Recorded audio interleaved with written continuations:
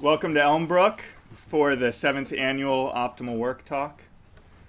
My name's Sharif Yunus, and often when I attend a talk or a lecture or I'm in class, I often find that it's very difficult for me to sit still. So I'm constantly moving around, constantly fidgeting, and every time I fidget, it distracts me even more and draws my attention away from the speaker and what I should be listening to. So I want to start with a little bit of a challenge to you guys, okay? So I want to challenge you guys to sit completely still. Sharif, what? You're not giving the talk tonight. What? You're supposed to introduce Justin.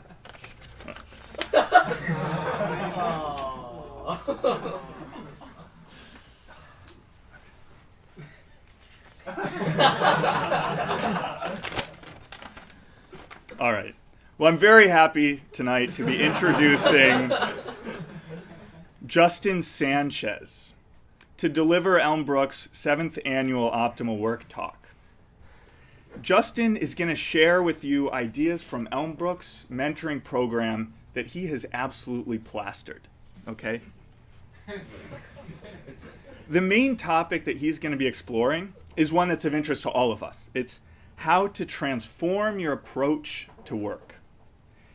He's going to show you how to thrive on challenge, how to grow as much as possible, and how to really stretch for your ideals. Right? This is something that all of us want to do, and none of us knows how to do. And he's the man to show us how. And he's going to show us how to do that in the simplest possible way, doing something that we already do 8 hours a day, how to stretch for our ideals, how to reach for them concretely in each hour of work. Now, Justin graduated from a nearby college on the bank of the Charles in 2017 with a degree in neurobiology. And he's now a researcher at the Johnson Laboratory at Mass General Hospital, where his research focuses on the development of neuroimaging biomarkers for the early detection of Alzheimer's disease. Now, with his expertise in neuroscience and biology and neurobiology and science, Justin brings a unique perspective to these questions of work and focus. And that's why he is the perfect guy tonight to teach us the science of optimal work. Justin started with the Elmbrook Mentoring Program in 2017, and he immediately clicked with the ideas. He just took off. His rise through the program was meteoric. After just a semester being in the program, he became a mentor. And he's now teaching other people how to apply these ideas to transform their approach to work too. He's even written and performed a reframing song, which you might be lucky enough to hear later tonight, I've heard. If you want to change your life, if you want to start fresh, try having a conversation with Justin Sanchez. And more impressive to me, besides completely mastering the ideas of optimal work and teaching them to others, helping others with them, Justin has also truly advanced the model for optimal work, with his shrewd insight and his scientific background, his research abilities. So he's really advanced the optimal work model. Justin is the perfect man to learn from tonight. And he's not just going to be talking to you about ideas. He's going to tell you about how to practically implement them in your life. So listen closely, and you will hear ideas that are capable of changing your life. Ladies and gentlemen, Justin Sanchez.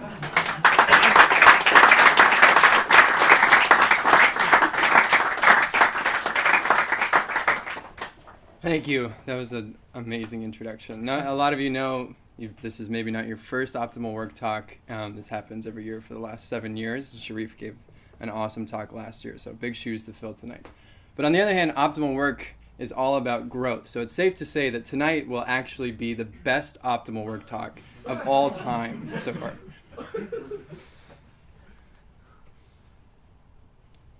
I want you to think about, before we get started, what would it look like to have a perfect next hour? An hour where your attention comes effortlessly. You're sitting perfectly still, not even thinking about distractions from the past or the future, things that you have to do, things that you have to get done. You're totally here in the moment, soaking it all up, and at the end of the hour, it's gone by and you hardly even notice time passing. Now think about, what would it look like to have a perfect day? A day that is many of those hours strung together. A day that includes work, relationships, extracurriculars. A day in which you learn something new and you grow in some way. And then think, what would it look like to have a perfect week or perfect month, etc., etc. Now consider the following two people. The first is always running late to things, complaining about things that they have to do, or ruminating about things that they did in the past, the conversation that they wish they could have said something. When it comes time to actually sit down and do something, they just can't get themselves to do it. Another person seems to positively enjoy the things that they're doing. Never heard them say anything bad about anybody else, or anything bad about any situation that you've experienced with them. They're on time to things, they're early to things, and they get things done. What do you think it is that most essentially distinguishes these two people? Obviously, many things distinguish these two people, but the most essential difference between person one and person two is that person two thrives on challenge. So in the next 40 minutes, I'm going to teach you how to do an hour of your best work using a simple 3-step process. I'll also teach you some practices for having an optimal day, a day in which you thrive on the challenges in your work, in your extracurriculars, and in your relationships. And finally, I'll tell you how to make specific resolutions for each week to carry the growth that you experience each day into each week. Now, I bet you're wondering, what are those 3 steps of the process for helping me to have an optimal hour of work? Well, the 3 steps can be remembered with a very simple mnemonic: ready, set, go. The first step is reframing. The second step, set, is mindfulness. And the third step, go, is challenge. And I'm going to dive into each of these steps in a little bit more detail. And ask me later if you're curious about the reframing song. It's awesome. Okay. So here's the first step. What is reframing? We can define reframing as the act of deliberately discovering an opportunity for growth in a challenge at hand. And there's always something good to be discovered in the challenges that we face, because challenges are what help us to grow. So reframing, also called reappraisal, is, in another way, it's discovering that things in your life that you once saw as threatening, or things to be dreaded or avoided, or complained about, are actually things to get excited about, opportunities for growth. And how does this work? So here's a little bit about the neuroscience of reframing. Here's a brain region that's maybe familiar to some of you, the amygdala. And the amygdala is an almond-shaped region that for a long time neuroscientists believed to be the basis of fear. The amygdala is activated, we thought, when you're afraid of something or when you see something threatening. And this sets your whole cortex in motion to give your body a fear response, where you're ready to fight or flee from a situation. But recent developments in neuroscientists are reshaping the way that we sort of conceptualize the amygdala. Now, the amygdala is no longer believed to be just about fear. the amygdala responds to stimuli in your environment that are salient. And it turns out that fearful or threatening stimuli are also salient. But salient stimuli can be positive, they can be ambiguous, and really the more important thing for the way that your body responds to these signals from your amygdala is your conscious appraisal of them. And that takes place in a region of your brain called the ventromedial prefrontal cortex. Right? So if you experience a stimulus, and you tell yourself to calm down, you can actually quiet your amygdala pretty successfully. That's what this plot is showing. Oh, I have a laser, that's awesome. So MR here is minimizing reappraisal, and PR is positive reappraisal. So people who minimize reappraisal, that is, try to see the situation in front of them in an objective, detached way, or try not to think about it, actually do quiet their amygdala successfully. But that's not exactly what you want, because your amygdala can work for you. So reframing activates this ventromedial prefrontal cortex. It's this red-orange region here, which communicates with your amygdala that says, message received, let's go get this thing.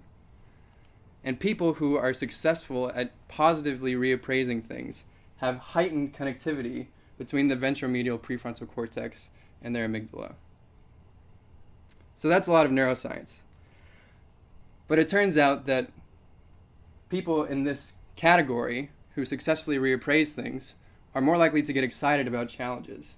And the key takeaway for you tonight is that when you're excited about a challenge, you're more likely to perform better on it. So here's some examples from the psychology literature on the effects of reframing. This is a classic study from Jeremy Jameson at Harvard on how reappraising arousal as excitement actually improved people's performance on the GRE. So that's what these bars are showing here. On the left, this is the control group, and on the right, this is the reappraisal. It improved, so basically they divided up a group of people taking a practice GRE into two conditions. One group received no reappraisal, and one group received a piece of paper that said something to the effect of, people who see their nervousness about taking tests as excitement are likely to perform better. And just that simple act of reframing, which is pretty weak by our standards at Optimal Work, is a pretty weak reframe, did 50 points better on average on the GRE that day when they were practicing, and an average of 6 months later on the actual GRE, because this advice really sticks with people, it turns out. On the right here, I'm showing some data from Alison Wood Brooks at Harvard Business School.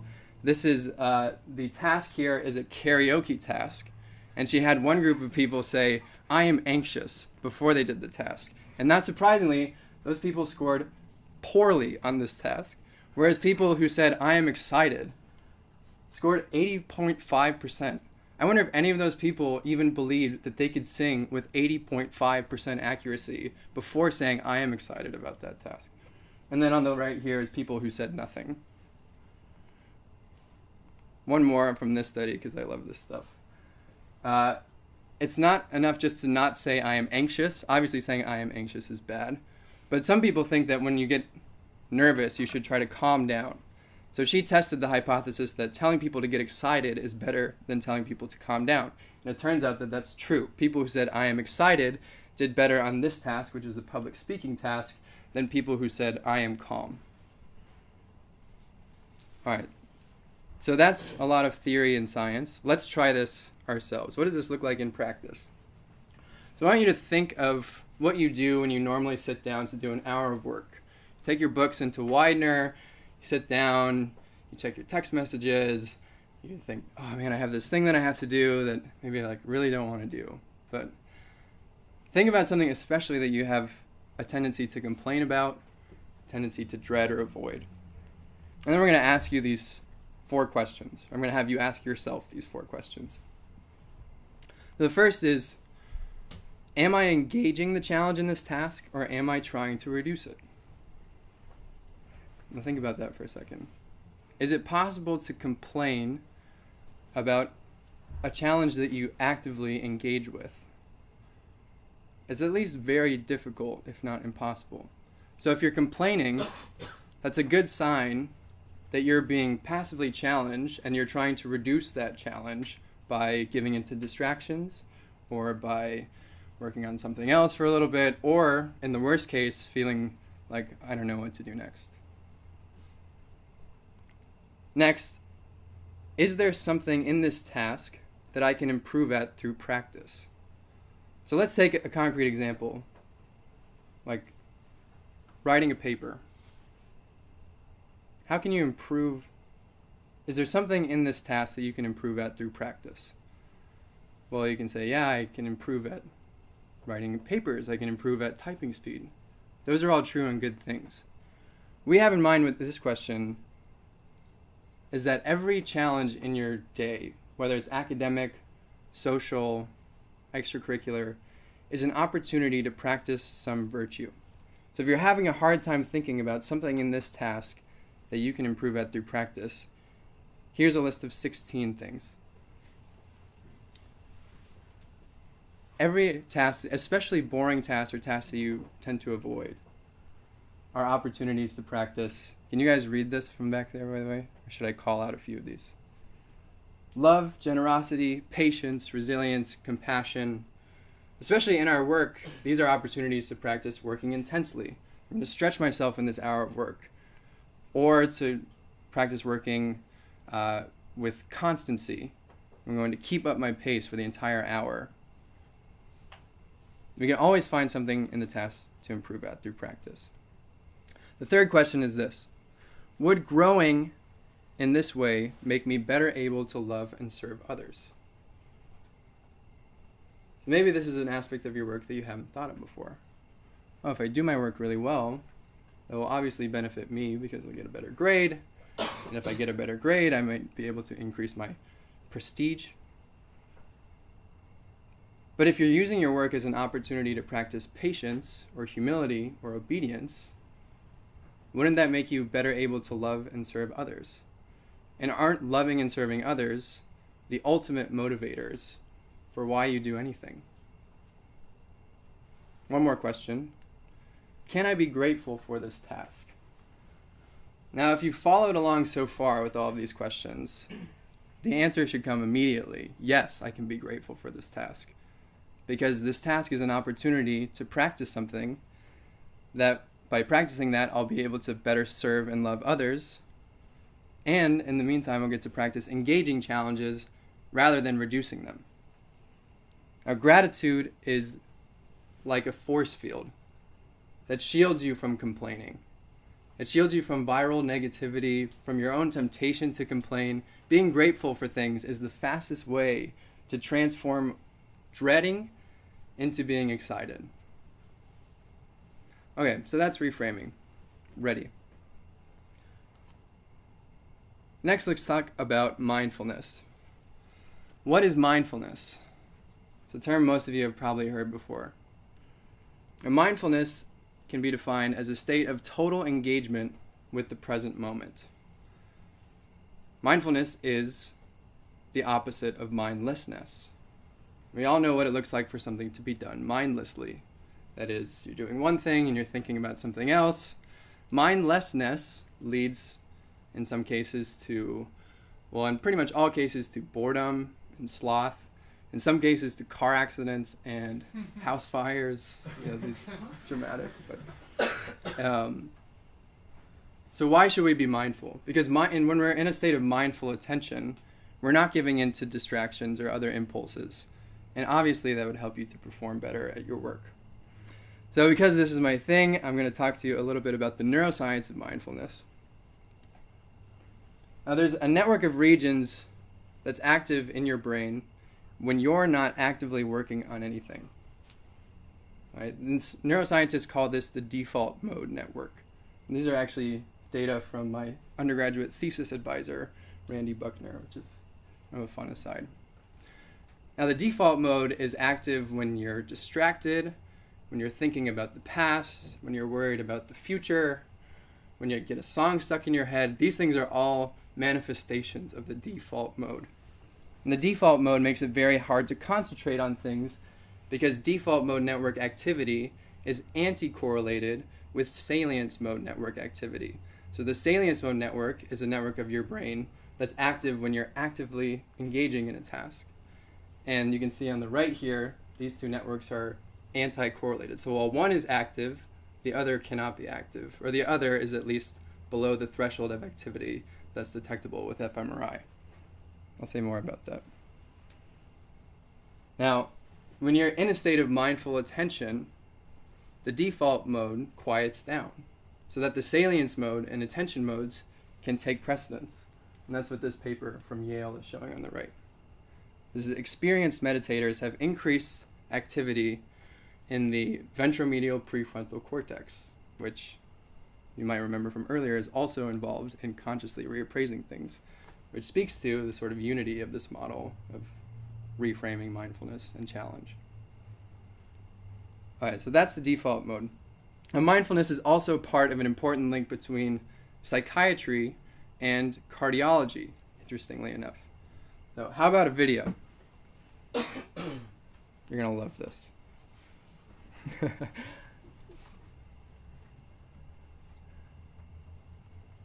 Okay, so what we're looking at here is a graph of a person's heart rate from moment to moment. So on the x-axis here is time, and these are seconds. So what you'll notice now is that there's no real pattern to this data, right? The heart rate is going kind of all over the place, and you wouldn't expect a priori that there's some pattern to be expected out of a person's heart rate. But look, something happens here at 40 seconds.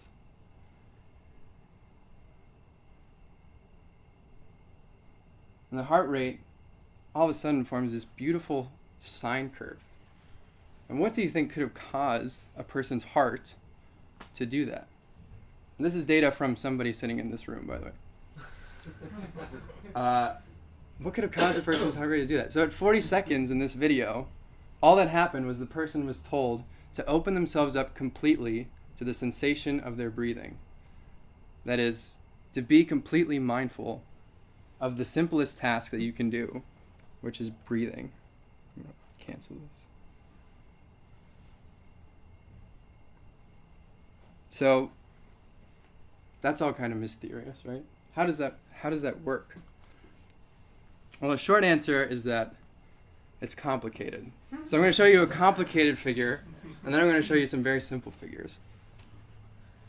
This is work from a guy named Julian Thayer, who's probably the leader in heart-brain connection, of his sort of big integrated theory of how it all works.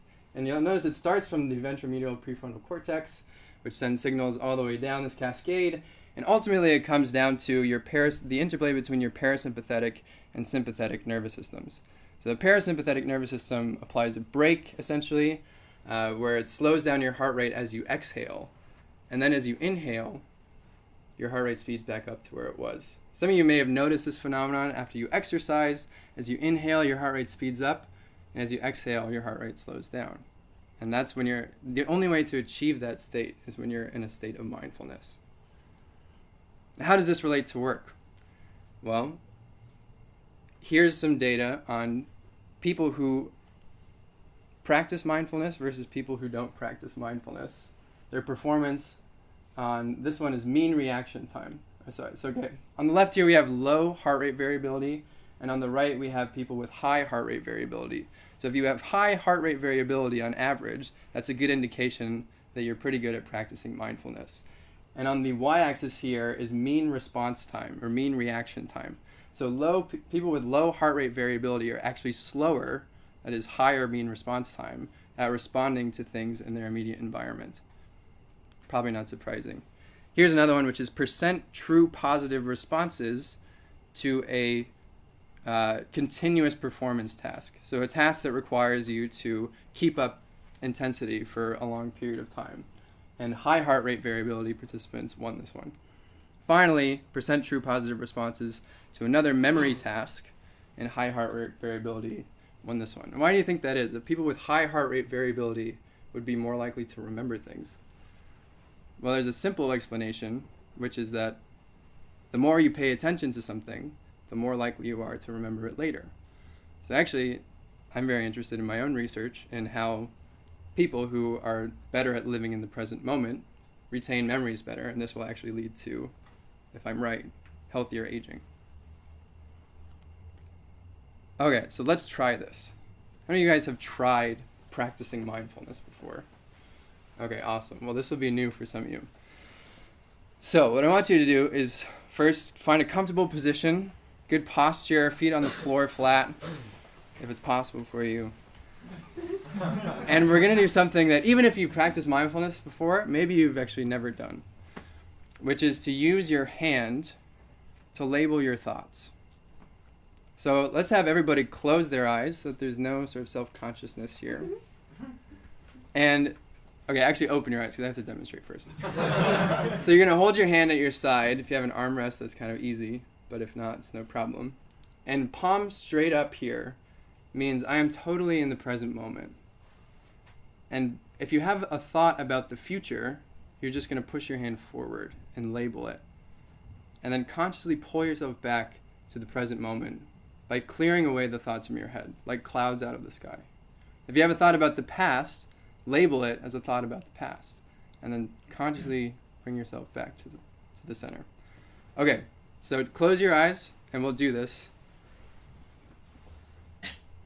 for a few minutes.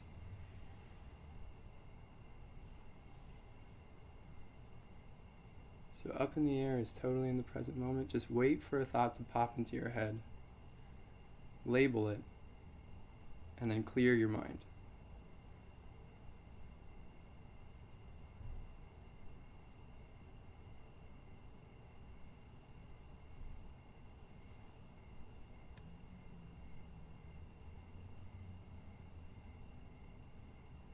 If your hand is going forward or backward, just slowly bring yourself back.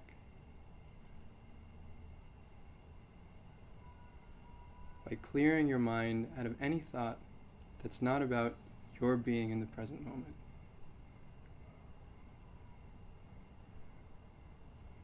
Now I want you, for the next thought that pops into your head, to bring yourself back into the moment by deliberately focusing on the sensation of your breath, specifically in the chest.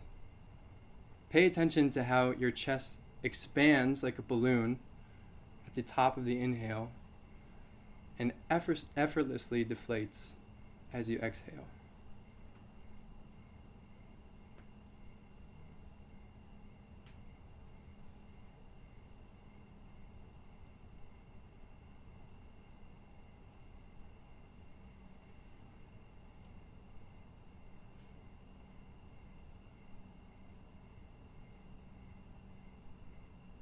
Great. Okay, you all can open your eyes. Now hopefully you've had an experience now of what it means to bring yourself back into the present moment by mindful awareness of the breath.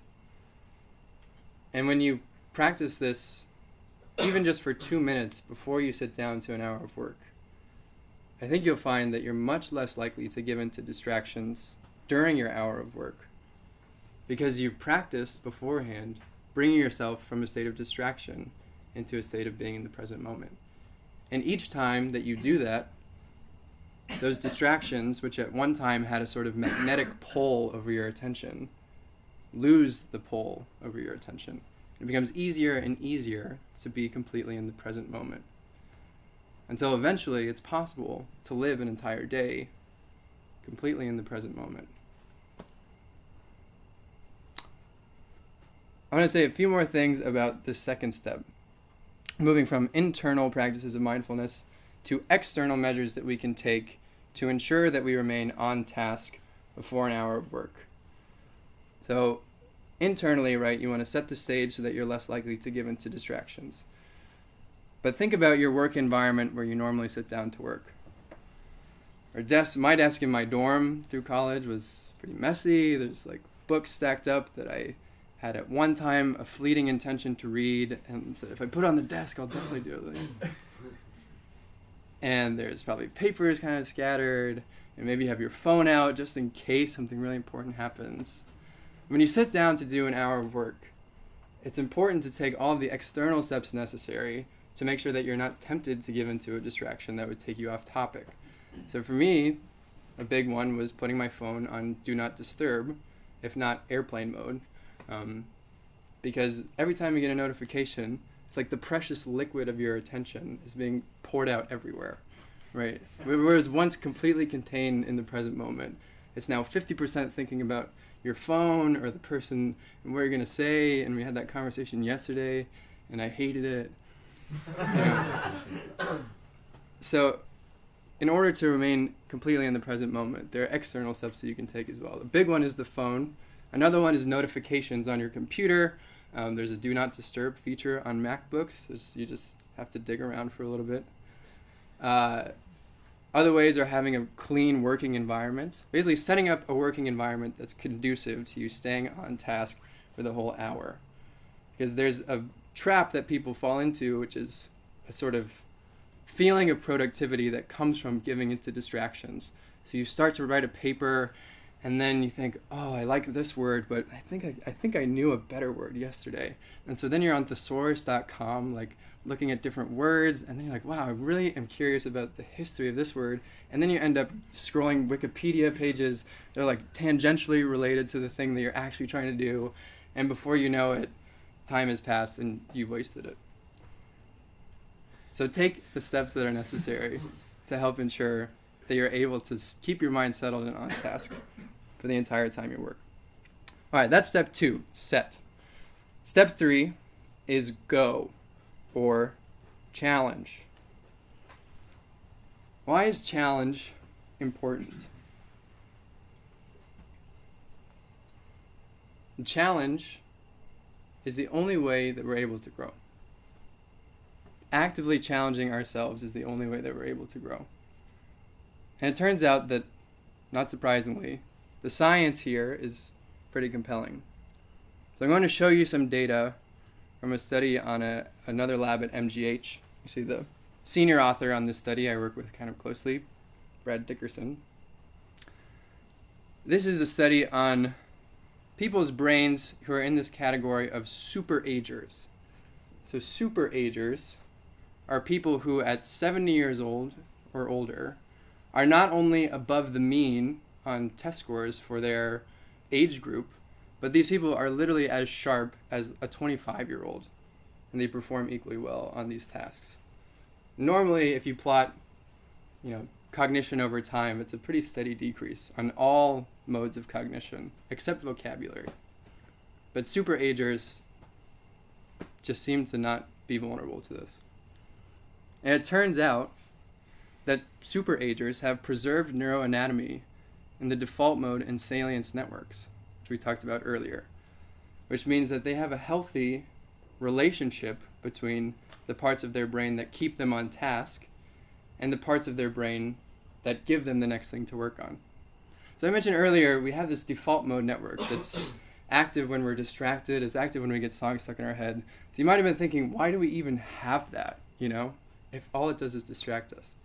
But there's a positive side to the default mode, which is that in the background, while you're doing a task, while you're in the state of maximum attention, which we call flow, your default mode network is doing work for you, sequencing and pacing the task at hand.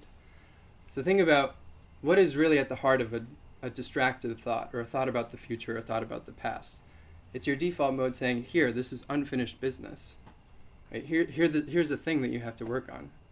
But you can get that to work for you in the middle of an hour of work, where the next thing that you have to do in the task just comes effortlessly to you, because everything is sort of in its proper place.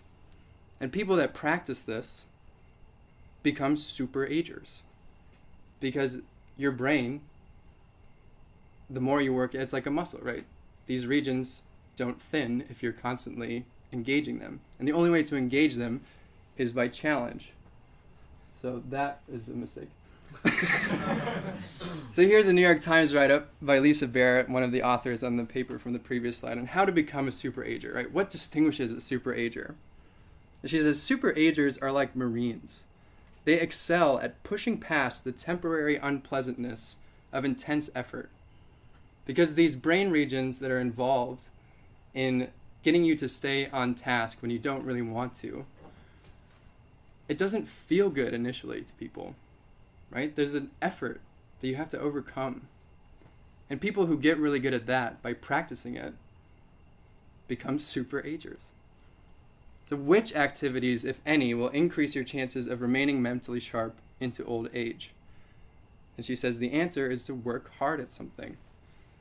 She goes on later to say that people think that by doing Sudoku puzzles or playing bridge, they're doing something good for their brain. And that's probably true. They're probably getting better at Sudoku puzzles and bridge.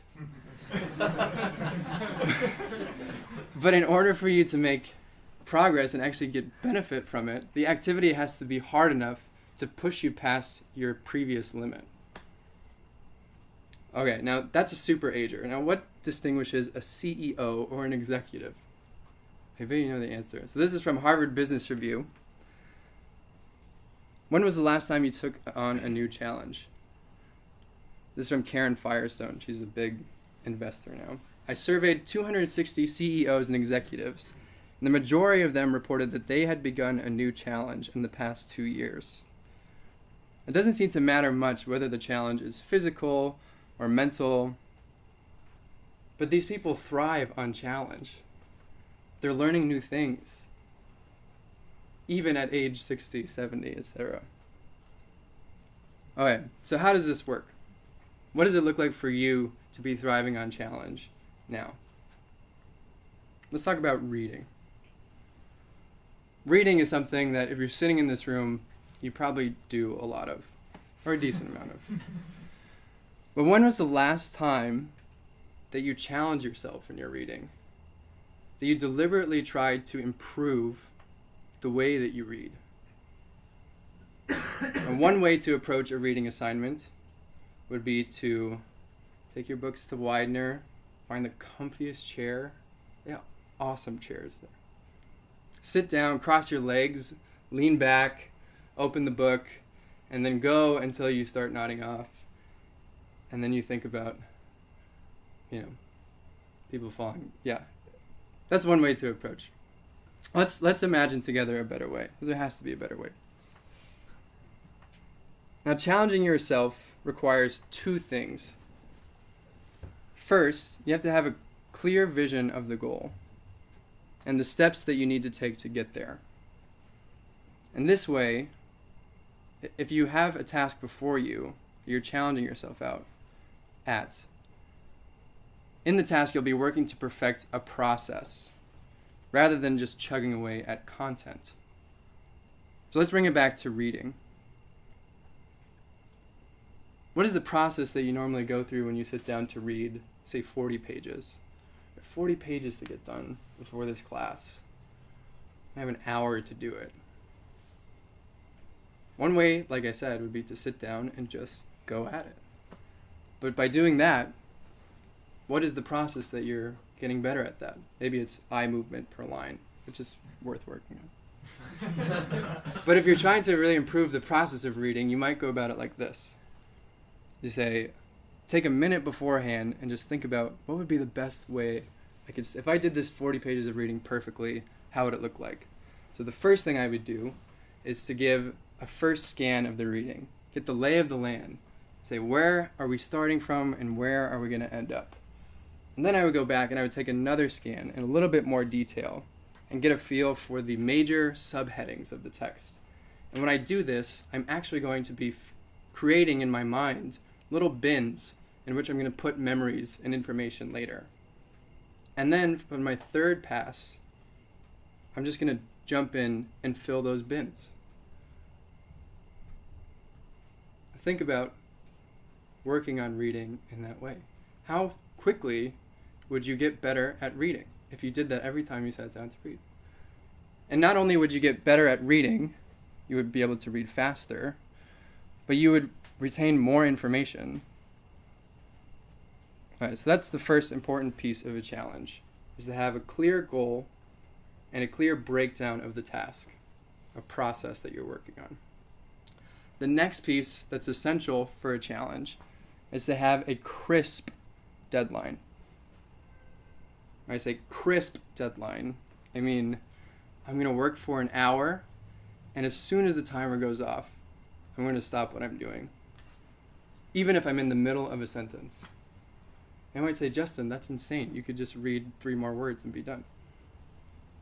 In the long run, by being really firm about your deadlines, you're actually going to do great things to your brain.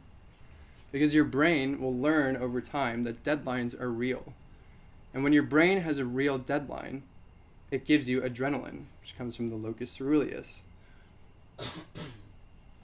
Now, why do you think that people procrastinate? We've all experienced procrastinating, probably. And you might think, well, it's because I'm lazy, or I'm complaining, or I didn't reframe, or I didn't do the mindfulness thing.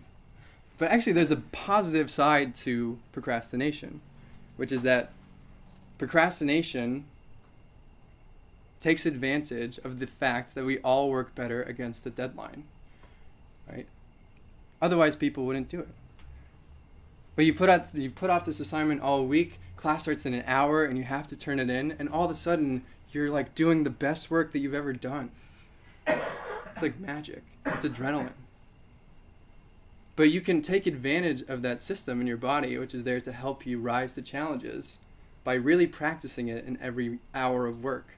And hopefully you're practicing this well before the actual deadline, so that you're not rushing to turn something in at the last minute. But this is a key component of challenge. So to sum up, 2 necessary components to a good challenge: specific breakdown of the task, including a goal, which you might call sequencing, and a crisp deadline, which is pacing. Again, sequencing and pacing are also the things that your default mode will end up doing for you if you let it. Okay, so those are the 3 steps that you need to take in order to do an hour of your best work. Let's talk about having an optimal day. What kinds of things would an optimal day consist of? Well, I guess it would be a bunch of these hours of really solid work strung together, right? Let's start with some other questions. What is the most important minute of the day, scientifically? You guess this?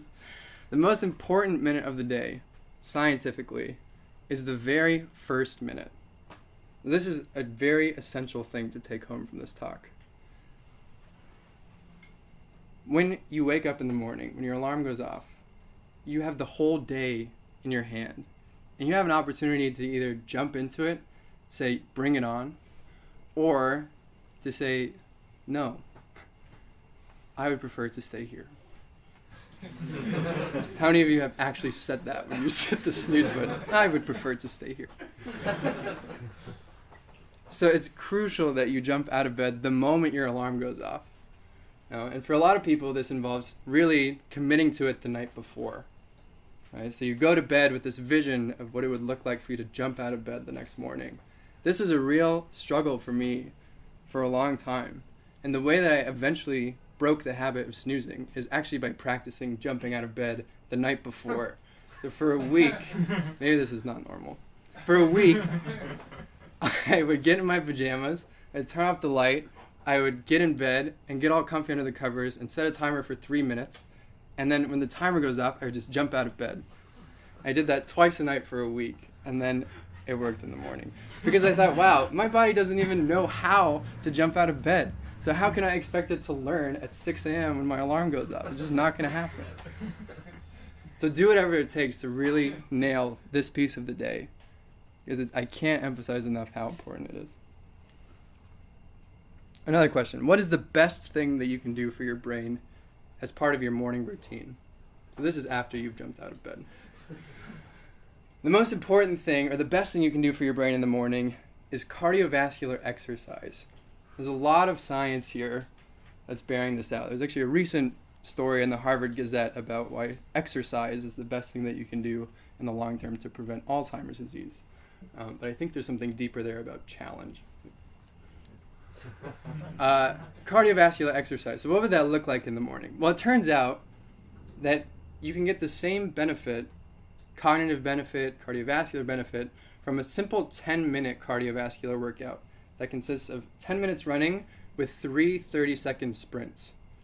Right? But it requires really pushing yourself past the point where it's comfortable, past the point where to where you can't really speak comfortably, to where you're out of breath. If you can do that for yourself in the morning, you will have better focus for the entire rest of the day. I promise. And there's a neurobiology here, which is that when you're depriving your brain of oxygen temporarily, your brain responds by producing more of this thing called brain-derived neurotrophic factor, BDNF, which actually grows more branches to your neurons that become more tree-like. Arborization. Okay, that's number 2. Another question, how can you avoid burning out in the afternoon? A lot of people experience this. I was working so hard all day, and then 3 o'clock comes around, and it's like, I need a 5-hour energy. How can you avoid burning out in the afternoon? Well, you can sequence your day better by working in sprint mode rather than in marathon mode. What do I mean by sprint mode and marathon mode? Well, one way to approach a day of work is to say, oh, I have all these things to get done. I'm not going to have any time to take a break. If I'm taking a break, I'm wasting time, and so I'm going to go as hard as I can for 8 hours. But as hard as you can for 8 hours turns out to be, 75%. Maybe, if you really, really have a lot of fortitude. The better way to do this is to work in sprint mode, where you say, I'm going to start my day with a golden hour of work, where I really have my best hour of work the first hour of the day, by practicing these 3 steps that I learned about from Justin. And then I'm going to take a 10-minute break. 10 minutes, I'm going to do some reading that for leisure, or I'm going to have a conversation with a friend, or I'm going to just sit and do the hand thing for 10 minutes. Any one of those things is a great way to take a break. And by having blocks of time where you're completely on and blocks of time where you're taking breaks, you'll be more productive on the whole. You'll actually end up getting more done in the same amount of time, or take less time to do the same amount of work. All right, here's the last question for the optimal day. How can you get all of your work done and have time left over for meaningful relationships? And the answer is to have a crisp end time to the day, a deadline. And I have the word 5 p.m. on here, which maybe some of you can see. This is actually possible for somebody in college, right? 5 p.m., I'm going to have all my work done by 5 p.m. Imagine how much time you would have to do other things. And if it becomes a real deadline where I'm not going to do any more work after 5 p.m., then your brain learns, I better get everything done by 5 p.m. by working in sprint mode rather than marathon mode, etc. And that will leave you plenty of time to do all of the extracurricular, social, etc. things that you want to do. All right, so those are the components of an optimal day. Here's an optimal week. Okay, one question on this slide. Is there a good way to measure my progress from week to week? What do you think? The best way to measure your progress from week to week is to take the Elmbrook Professional Inventory every week for targeted resolutions. Now, for those of you not familiar with the Elmbrook Professional Inventory, this is a 24-question survey, or inventory, which will gauge how well you're doing at living the virtues that you've been trying to practice. So each question on the EPI, Elmbrook Professional Inventory, is a statement of some ideal. And the way that you score yourself on the EPI is by rating yourself from 1 to 10 based on how true the statement is for you. So the questions on the EPI range from things like, big surprise, I get out of bed the moment my alarm sounds. And you answer, no, it's false, or yes, it's true. So it's different from other personality tests, right? Other personality tests will tell you, you are green, you are purple, you are I. But the EPI gives you a statement of an ideal to strive for. So even by taking the EPI once, you perform better on it the next time because you've just imagined yourself doing better on it. You've imagined, what would it look like if I went a whole week and jumped out of bed the moment my alarm sounded? Now, the most important question on the inventory is this. Ask yourself this right now. I almost never complain. From 1 to 10, how true is that for you? Now, when I say that's the most important question on the inventory, I mean that is the question in our statistician's hands that correlates best with all of the other questions on the inventory. So if you make progress on that one question, your score on the entire inventory increases. And it really speaks to reframing being the key to this entire model. If you can learn to find the good in every one of your little tasks, you'll attend to it more easily, and you'll be excited about jumping into the challenge. Okay, there's one more bullet point here. Sign up for mentoring for the quickest growth. So in your chairs when you came in, there were little cards referring you to the Elmbrook Mentoring webpage. We have many mentors now here in Elmbrook, which is exciting, including myself. And really the best way so far to make progress is to have a person that you are meeting with weekly or bi-weekly and making specific resolutions, bouncing ideas off of, etc. Now our website, optimalwork.com, is making steady progress to approximate the experience of in-person mentoring using coaching sessions, where you have a dialogue with the website essentially, and it's able to answer your questions and teach you things. But while you're here in Cambridge, you might as well sign up for mentoring. Here's some data. Thanks, Sharif. On the x-axis here is inventory number. So these are essentially weeks, and these are EPI score. This is just an average of 15 people in the mentoring program, their inventory scores from week to week. See, they start down here about 140, and then over the course of just 5 weeks have boosted their scores over just about 40 points. So 24 questions, improving by 2 points on each question for 5 weeks. That's pretty significant improvement. And they're pretty far from asymptoting here over 10 weeks. But we're always working on ways to make this curve more like this.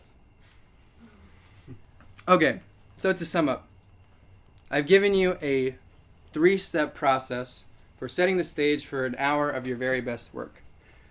Reframe, discovering the opportunity for challenge, the opportunity for growth, and getting excited about the thing you're about to do. And getting excited about the fact that you're going to be better to love and serve others. Mindfulness.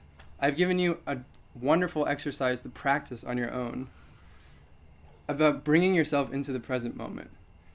And it's about being present in what you're doing, whether you're doing work or being present to a friend in a conversation. It's always better to be more mindful of what you're doing than to be less mindful. And finally, challenge. I've taught you the importance of challenge, how to set up yourself to challenge yourself in each hour of work. And I hope that you leave here ready to start thriving on challenges in all the little things of each day. And thank you.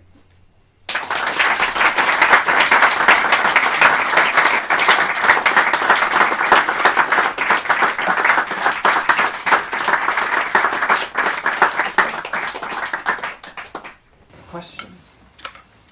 Oh yeah, I was just gonna say, so Justin will be taking questions and then performing the reframing song. Yeah, Liam. Have you ever hit your head on the ceiling because you jumped out of bed so energetically? So, personally, I have not, but I know somebody in this room has.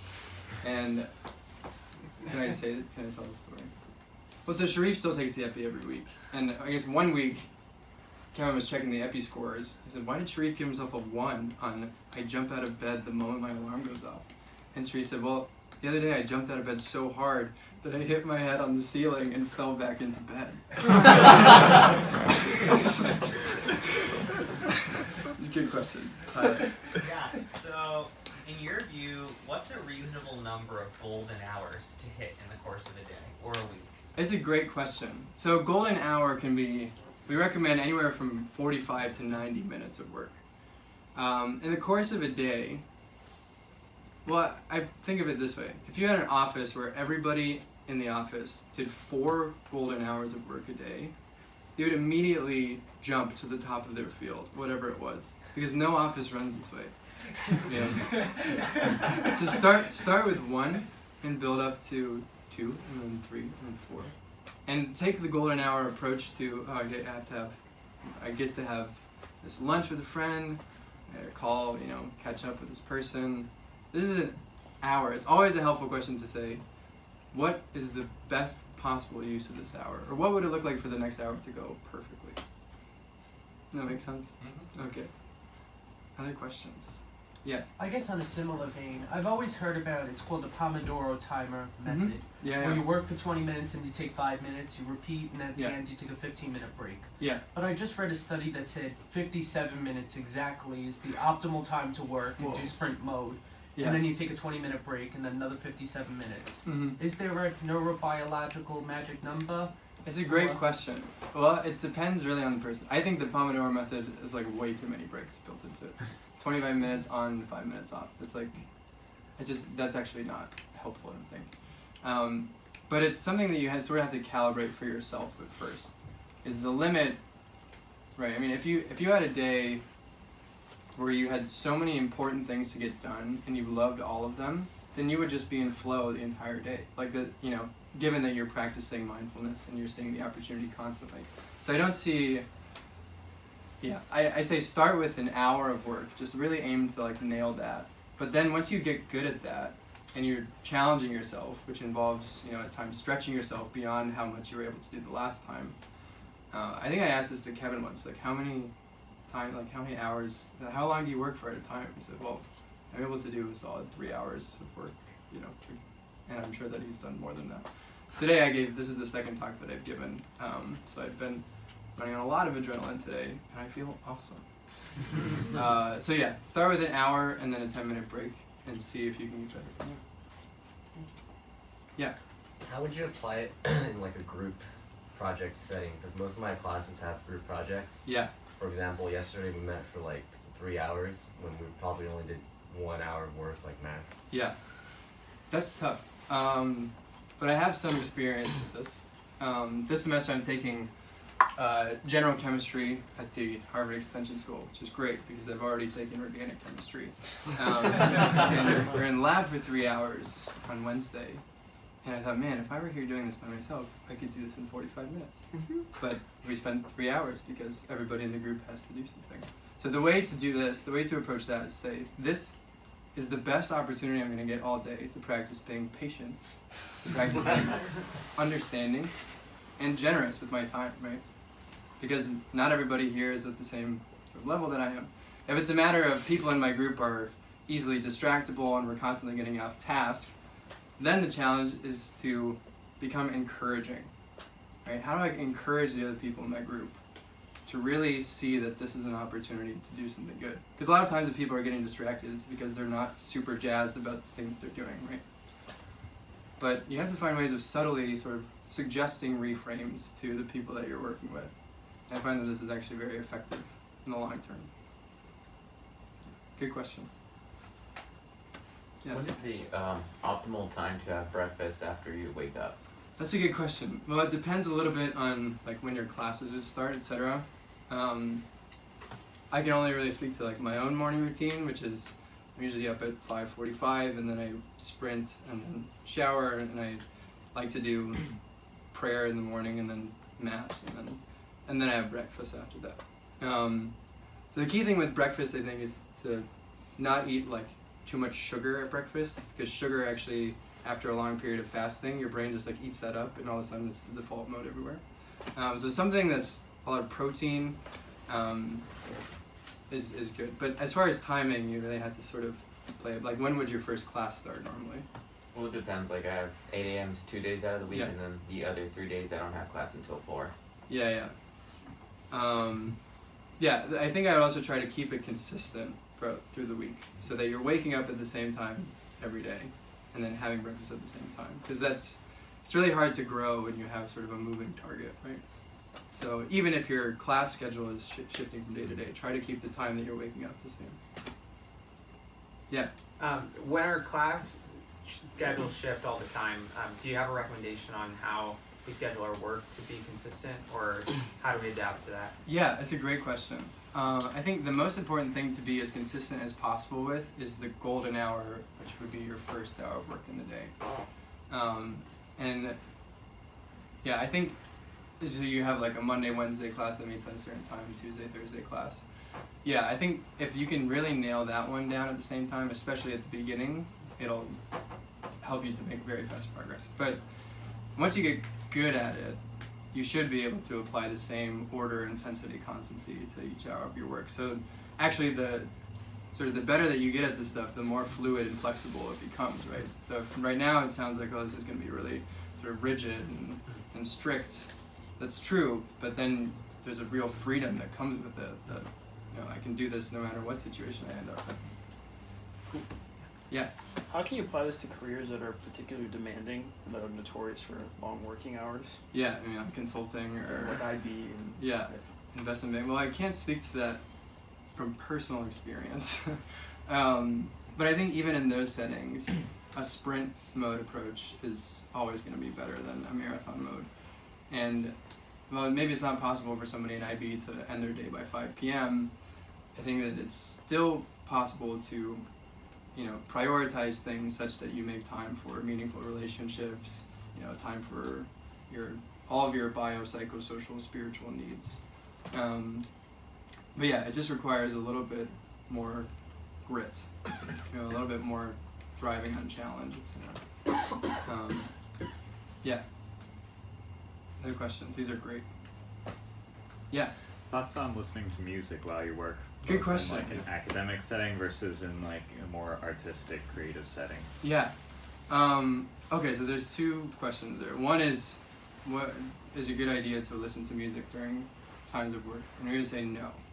And I meant to put that in the mindfulness section, but because we always get a question about it. But music, unless it's sort of like white noise, will always take up some percentage of your attention. Right? So think about a time that you were really totally immersed in the task that you were doing, in the state of flow of effortless attention. Chances are you weren't even thinking about, you know, you definitely didn't have like a song stuck in your head.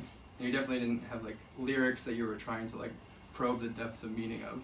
You know? And so I think it's generally the best way to work is actually in silence. And then the other question is, how about like for more artistic and creative things?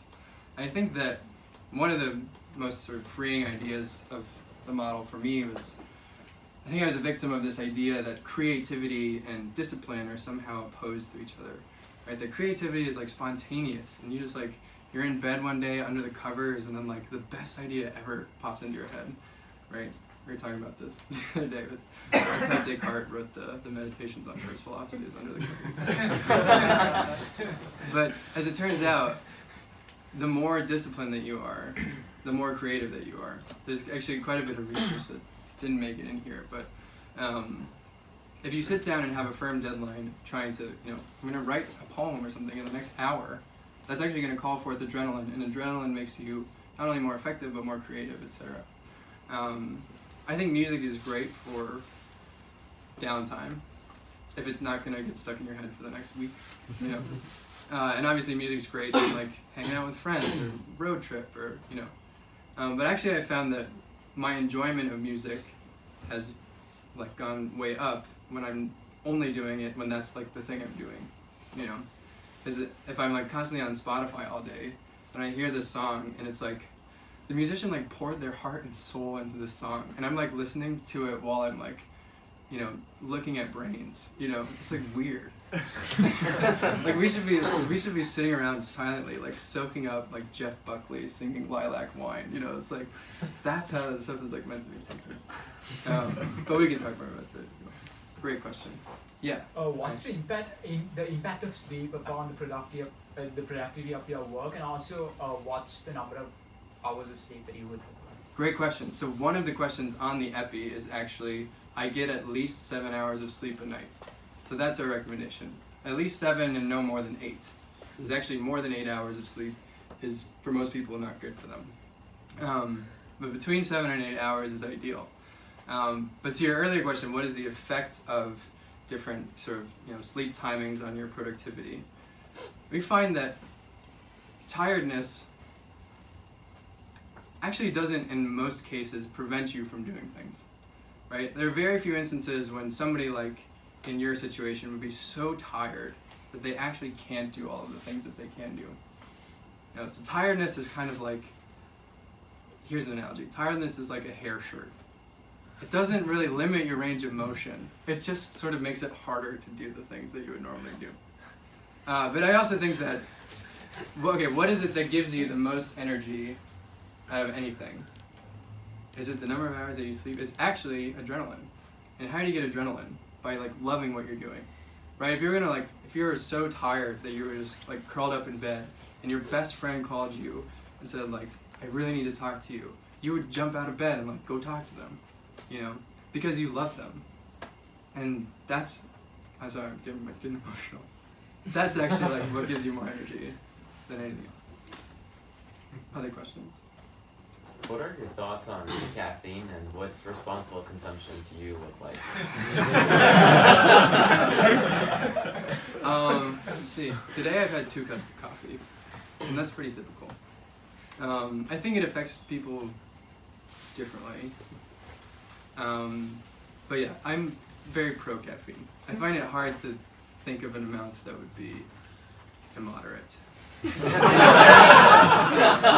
But something like my roommate Fernando, who couldn't make it tonight, but he's, you know, also very much immersed in this stuff. He will go weeks at a time not drinking a cup of coffee, so that the next time he drinks coffee, it surprises him. Like he really needs it.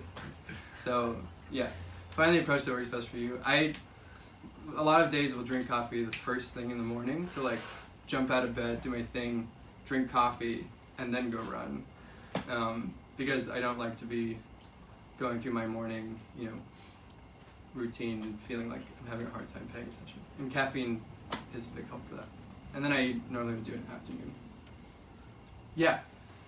So I'm in medical school, and my classes basically every day end at 5:30 or 6, and then I have to learn the material too. So a question I more or less have is, obviously you have to like be flexible with some of the when's your end work time. And I know I'm very disciplined in when I go to sleep and things, but the thing that I find challenging now that I'm in the middle of the semester is you're literally impossible to learn everything. And so there's a time where you sort of have the discipline of cut off or whatever. Yeah. And it's like, oh shucks, now I totally missed the muscles of the back. I don't know what I'm doing yet. But you know what I mean? How do you like work with? Because sometimes it can get you falling behind, and I think that's what I think drives a lot of sort of that mindless push to the end. And I mean, med school is pass-fail, so woohoo. But it's still like a thing of you have to learn information. Not falling behind, but that discipline is important. So play with that, like missing information. You know what I mean? Yeah, it's a great question. Here's an answer, kind of going around, and then I'll come back to your initial question. A really helpful piece of advice, this is like mentoring week 2, is when you have lectures, to make the lecture itself review.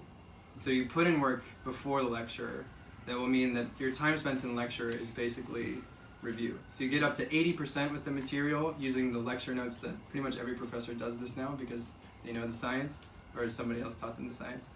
And getting up to that first 80% is like easy enough to do on your own. And that last 20%, if you can get there during lecture, then you'll actually have to spend less time later on getting up to speed. But if your lecture is the first time you're exposed to the material, then you spend lecture getting from 0 to 80, and then you have to get from 80 to 100 on your own, which is what takes people the most amount of time, and what causes you to want to stay up late and push through it, etc. So there's one way to answer your question. But yeah, it does take a bit of flexibility on the late end, but I would keep the wake-up time like to the T, like the same if it's possible. It's always better, okay, I'm going to bed at 10:45, and I normally go to bed at 10:15, and I set my alarm for 30 minutes later. Like, no, you're not going to feel better if you sleep for an extra 30 minutes. Is that helpful? More or less. Okay, we'll talk. Yeah, Juan Carlos.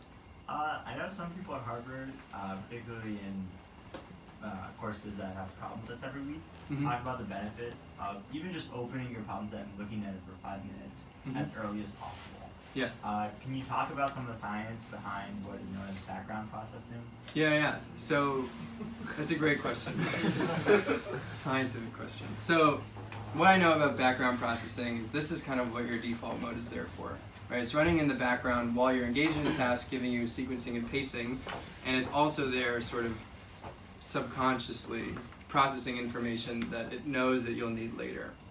And so this is why you can do, there are like practices that you can do to bring this information from the default mode to your conscious awareness. One of them is free writing, which I really like, where basically you sit down, give yourself 10 minutes, and type as fast as you can without stopping. You give yourself some prompt, something to talk about, and all of a sudden you find yourself making these connections that you didn't even know that you had in your head. It's like when you have a crazy dream and you wake up the next morning and you're like, well, that's a crazy dream. But also that was just my brain sort of giving me things that it already had, that it was chewing on, Like this is all. So there are ways that you can take advantage of those background processing things that your brain has built in. But I'm not an expert in background processing at all. This is just my understanding. Great. Yeah, Jim. So are there particular methods, so as distinct from just doing this sort of start to finish, particular methods for like righting the ship when things go awry midstream? Yeah, that's a good question. How do you take care of that? You mean like in an hour of work, like I had this whole process set up, and then all of a sudden, like 20 minutes in, you create or like you start the day and like you get the run in, and then you come back and like something goes wrong. So things going wrong midstream. Yeah, it's a good question. I think it requires a virtue that wasn't on the list earlier, but the virtue of hope, which is say, okay, like I'm still sort of in progress with this stuff, because what you really don't want to say is, oh, I failed at this, therefore it's impossible, right? On a more sort of practical level, I think a great thing to do is to bring yourself back into the present moment, right? That would be like this movement, like, oh, I messed up.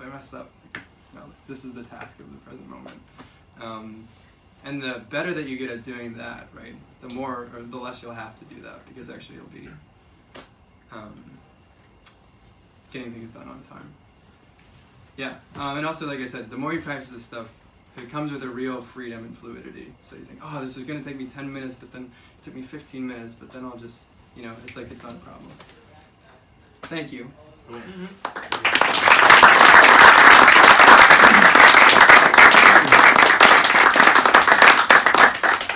So we'll be having dessert and drinks upstairs, and Justin will be upstairs as well if you have more questions for him. But thanks a lot, Justin. Let's give Justin another round of applause.